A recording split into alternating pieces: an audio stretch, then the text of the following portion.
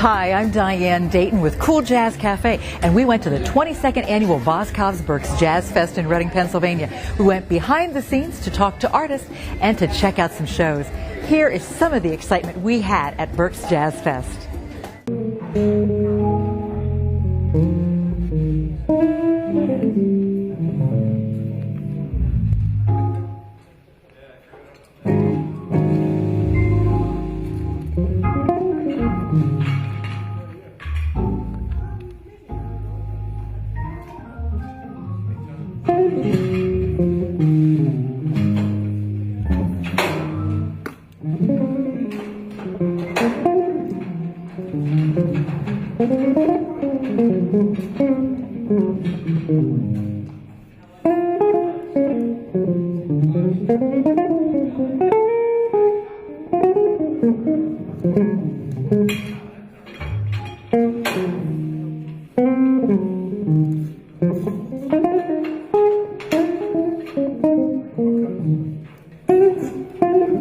Hi, I'm Diane Dayton. We're at the 22nd annual Boscov's Berks Jazz Fest in Reading, Pennsylvania, catching up with the legendary Pat Martino. Thanks for taking time today, Pat. Diane, it's such a pleasure, always. Today is Pat Martino Day at Berks Jazz Fest. Well, it's just an amazing canopy of respect that is unlike any other feeling. It's a wonderful. Well, you are so deserving of this. Thank you. I know we had spoken a few years ago, and since then, you've been up to quite a few things, and one of those is writing this book, Here and Now. Yes. Tell me about this book. It's the compression and the culmination of recent reevaluation and thinking of the past as accurately as possible. And of course, with the help of Bill Milkowski as the intermediate, bringing into play quite a number of old friends and artists that have really shared stories that have triggered off memories that have been long forgotten. And it's been a wonderful, wonderful experience. And of course, it's as accurately as possible a description of what I've experienced and what I continue to experience, and in a very positive, objective way. And what we're talking about is what you had gone through in 1980, right? Yes, what I still am going through to this very day. Could you explain a little bit more in case someone is watching and doesn't realize what we're talking about? I was born with arterial venous malformation, otherwise known as AVM, and it's the entanglement at birth of certain arteries or veins in the vessel, in the brain. And this remained to be in function as it was going through metamorphosis for years and years. And whenever there would be a disruption in my flow, in my continuity, otherwise known as a seizure, briefly, there would be interaction with a specialist. And there were specialists that were primarily, since it had a great deal to do with thought and with the mind and with personality, some of the people that I was deemed and pointed in their direction were psychologists, psychiatrists, and there were misdiagnoses as different forms of depression, manic depression, binary, just so many different things. And of course, along with the misdiagnosis, there were prescribed procedures and medications as well. All of these things caused change and transition into different states of consciousness due to the literal of being in a locked ward, the results of electric shock treatment, also the long-term results of certain medications, psychological medications, depression medications, in decisions on my behalf. In many cases, the decisions were part of the ability to, very much like water or any other fluid, when poured into a different shape of a vessel, it has no shape of its own. It takes the shape of whatever it's poured into.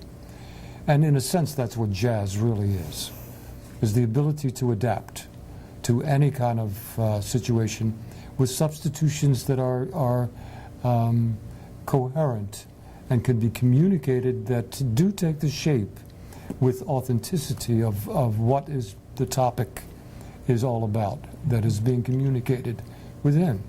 So that's what this book is about.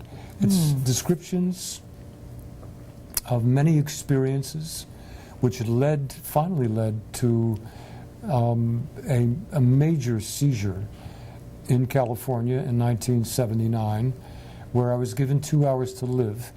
And this was the first diagnosis that came from high technology, high tech. It was from an MI read-off. And what was read off in the MI was that I had AVM. And it was by this time it was the size of a pear. It had grown to the size of a pear.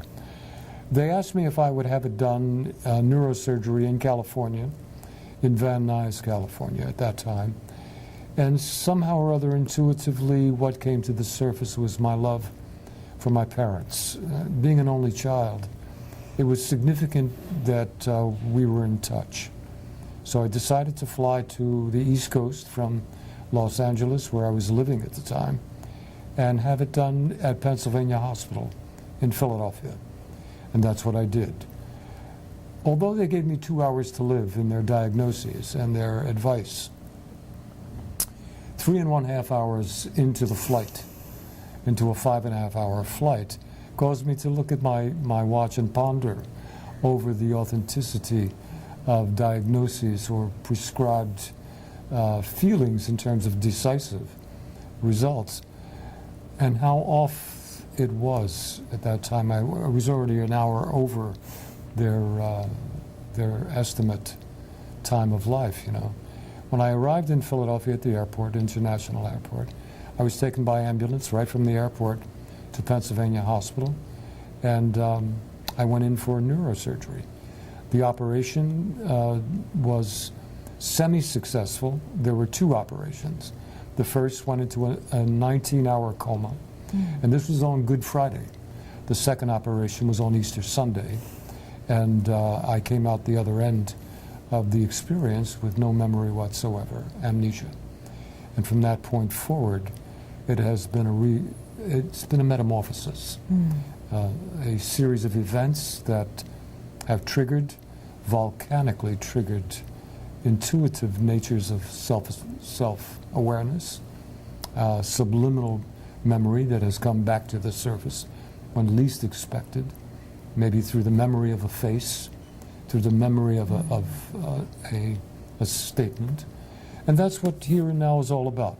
It's a described collection of events. It's a collection of individuals who have solidified quite a number of described conditions and have recalled the past.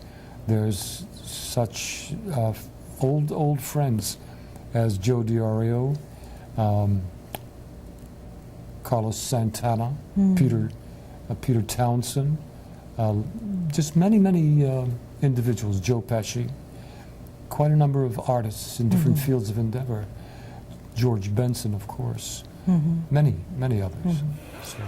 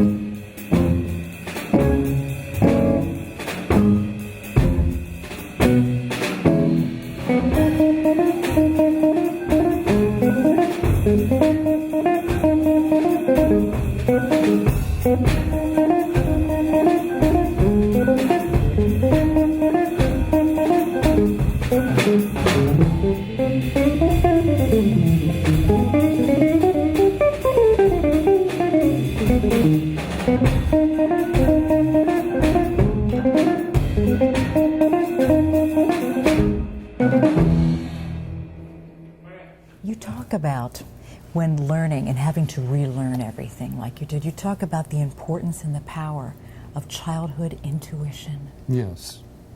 Yes, childhood intuition is something that is in its own way with no concrete channeling or adjustments. It is the ecstasy of a child. It's the freedom to be playful in any way he or she intends to do so. And the importance for the guidance of adults, it is necessary to guide our children to be able to cope with the system that is currently in function.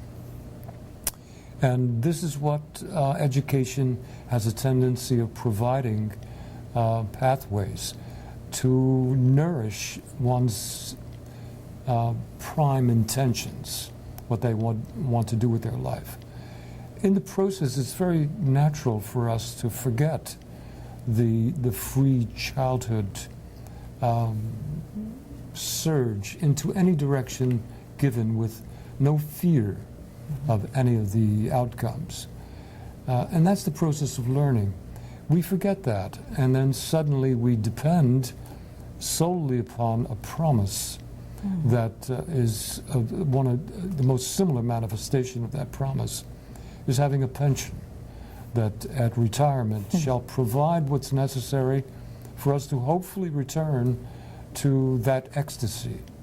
And in most cases, it's a very difficult achievement to be able to return to something that is not in our current reality.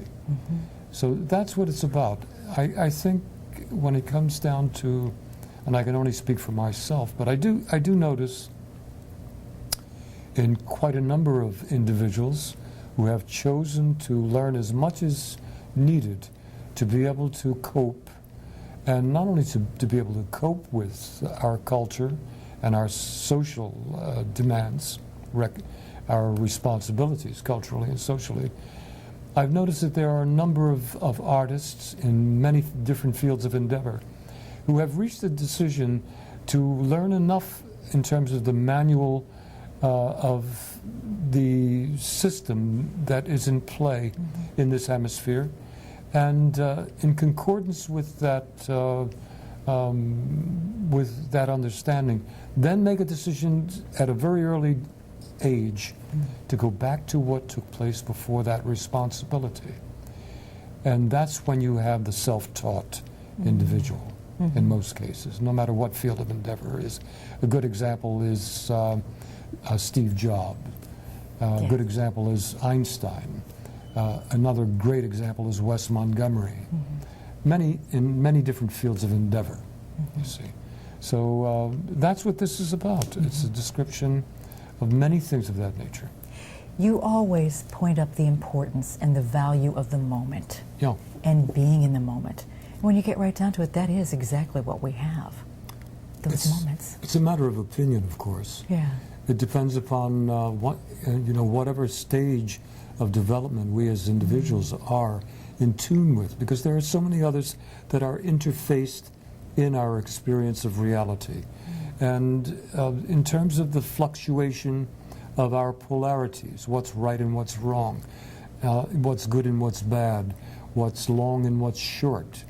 In the sense of these things, there comes a time that endurance and temperance, in terms of virtue, allows us to make decisions about the process of constant polarity change until it becomes so difficult and so painful to endure that.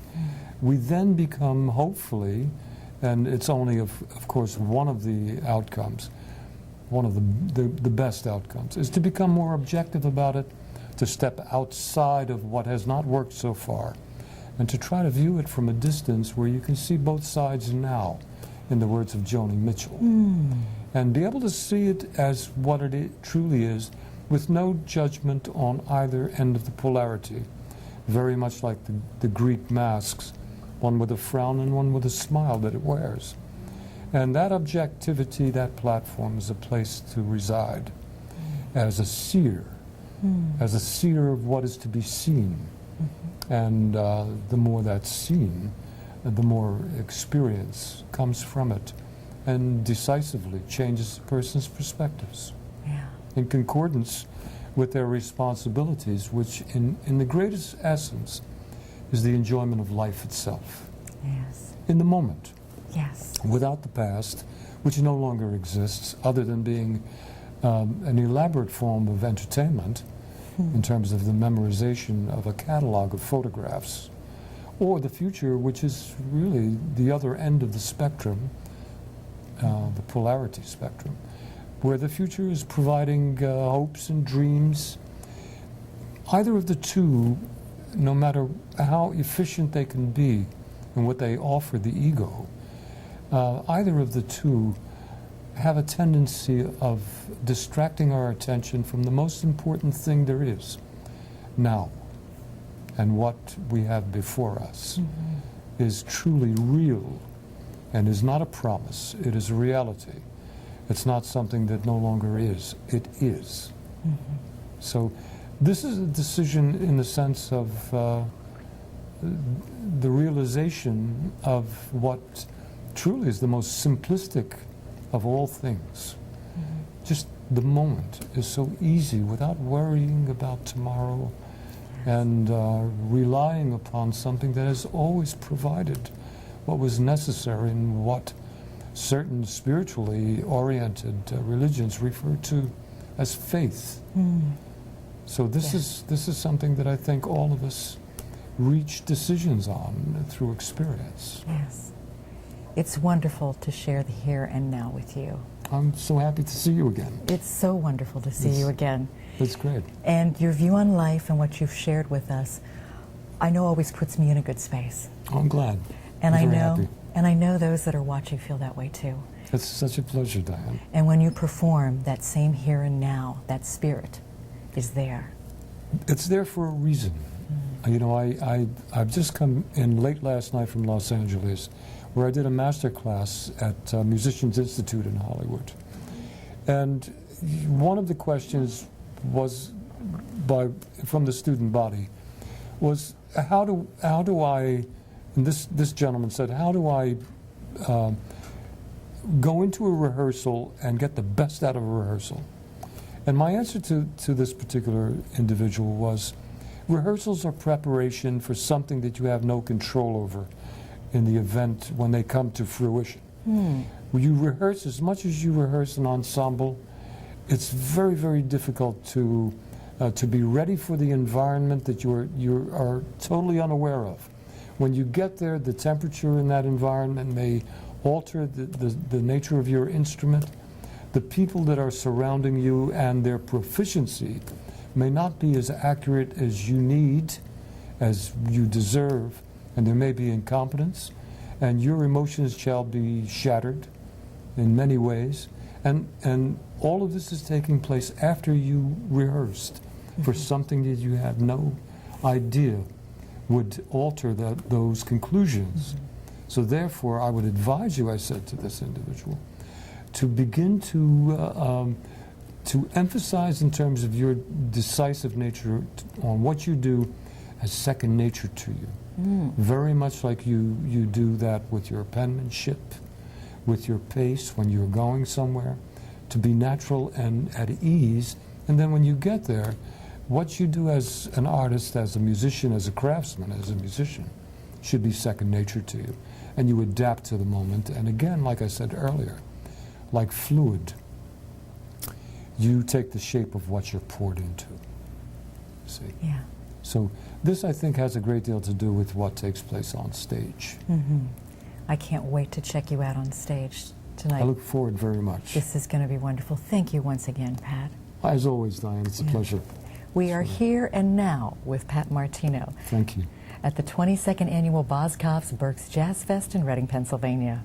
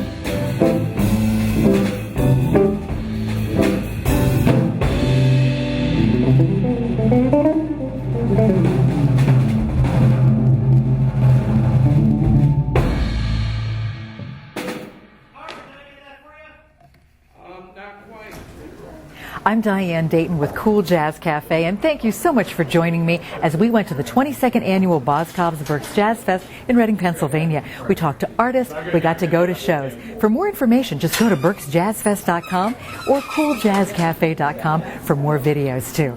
And until next time, Remember, music connects us. That's a real good thing.